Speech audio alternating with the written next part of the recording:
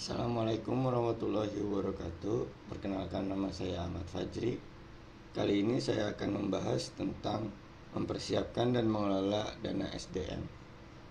Manajer atau seorang pemimpin memiliki tugas penting, salah satunya adalah mempersiapkan dan mengelola sumber daya manusia yang akan melaksanakan tugas organisasi.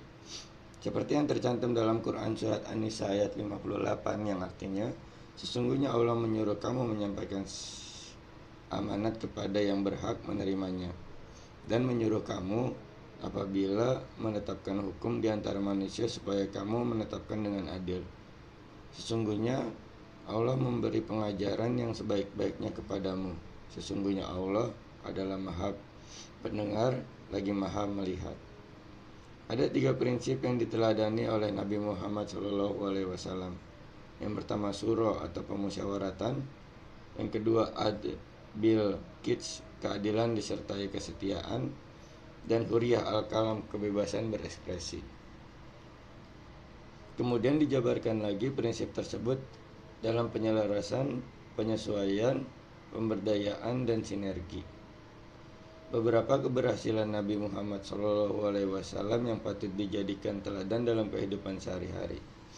Yang pertama, sebagai negarawan dalam memimpin negara Madinah, sebagai kepala keluarga, sebagai rasul, sebagai pemimpin tim, sebagai manajer administrasi, sebagai pemimpin militer, sebagai hakim, sebagai wirausahawan, dan sebagai konselor dan visioner.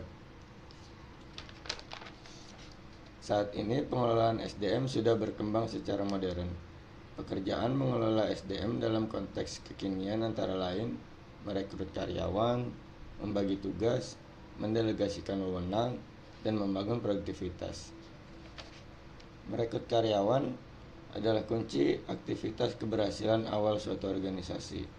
Dalam perspektif Islam, yang merekrut karyawan seorang manajer dan memilih calon pekerja sesuai dengan pengetahuan, pengalaman, kemampuan teknis yang dimiliki disebut fit and proper test. Sebagai yang dijelaskan dalam sabda Rasulullah, ketika suatu perkara diserahkan kepada orang yang bukan ahlinya, maka tunggulah kehancurannya. 2. Membagi tugas. Memperhatikan latar belakang kualifikasi pendidikan karyawan, bidang tugas yang diberikan, program kerja, dan tujuan organisasi yang ingin dicapai, serta rasa keadilan. Mendelegasikan wewenang. Salah satu alasan pendelegasian wewenang perlu dilakukan adalah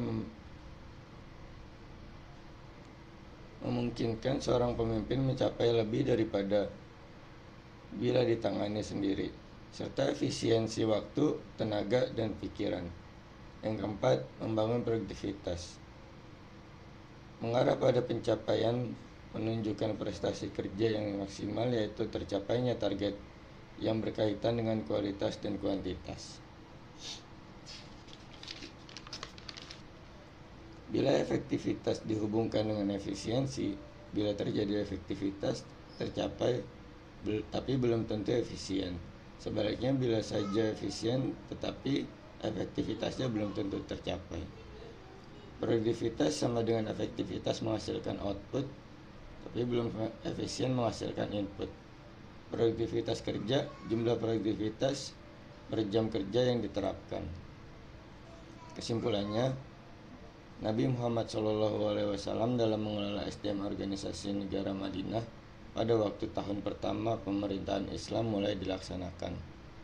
Secara terorganisasi melakukannya dengan prinsip surah, Bil Kids, dan huriyah al-kalam.